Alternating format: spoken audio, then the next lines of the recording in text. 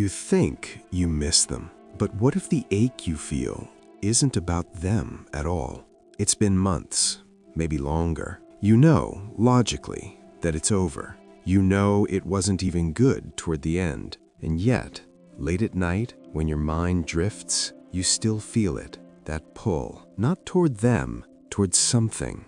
You replay moments, not the arguments, not the silence, the good parts. The version of you that laughed more easily, felt lighter, took risks. And this is what makes it confusing. You don't actually want them back.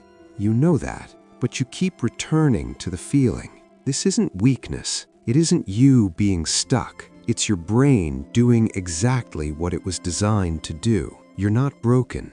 You're not failing to move on. What you're experiencing has a name. Psychologists call it identity disruption. When a relationship ends, especially a meaningful one, you don't just lose a person, you lose a version of yourself. The self that existed with them had different routines, different dreams, different expressions. That version didn't disappear because you're weak. It disappeared because the environment that supported it no longer exists. Your brain doesn't just miss people.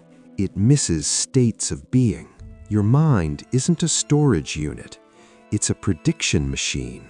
Every experience, every close connection, reshapes your internal model of who you are. Neuroscientists call this the default mode network. It's the system that constructs your sense of self. When you were with them, your brain wasn't just learning about them. It was learning about you in relation to them. You were funnier around them, braver, more open, more adventurous. Those weren't fake versions of you. They were real, just context-dependent.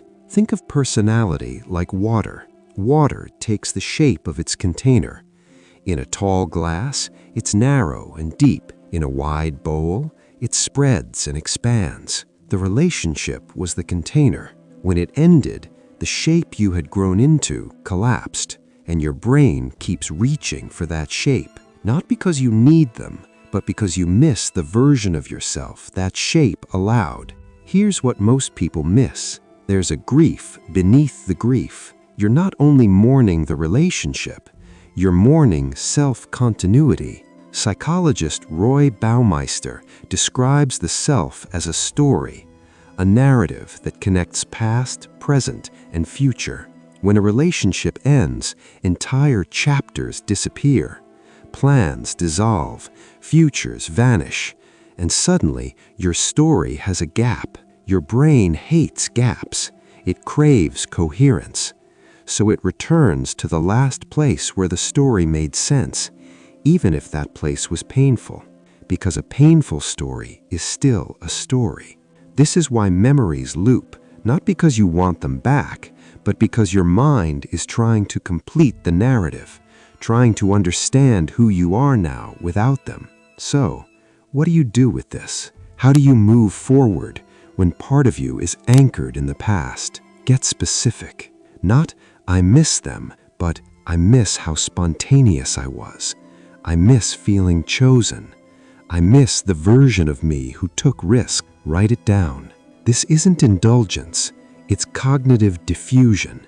When you name the feeling, you separate yourself from it. It becomes something you experience, not something you are. This matters. The qualities you expressed in that relationship didn't come from them. They created conditions. You created the response. You were funny because you have humor. You were brave because you have courage. The relationship was the stage, but you were the actor. And here's the truth. Those traits are still in you. Dormant, maybe, but not gone. You don't need a new relationship. You need new containers, new environments, new contexts, ones that pull different parts of you forward. Join something that scares you a little. Create something with your hands. Go somewhere alone. These aren't distractions. They're identity scaffolding. Your brain needs new reference points to build a new version of your story. You're not just the character in your life. You're the author. which means you get to choose what this ending means, not by denying the pain, but by deciding how it fits into your narrative. Was this chapter about loss, or was it about discovery? Both can be true, but the one you emphasize shapes who you become next. Psychologist Dan McAdams found that people who frame difficult experiences as redemptive experience more growth and less rumination. You don't erase the break, you integrate it. Some days you'll still feel the pull. You'll think about texting them. Don't fight it. Don't shame yourself. This isn't regression, it's processing. Notice it. Name it. I'm missing a version of myself that once felt certain. And let it pass. Here's the model that ties it all together. You are not one fixed self.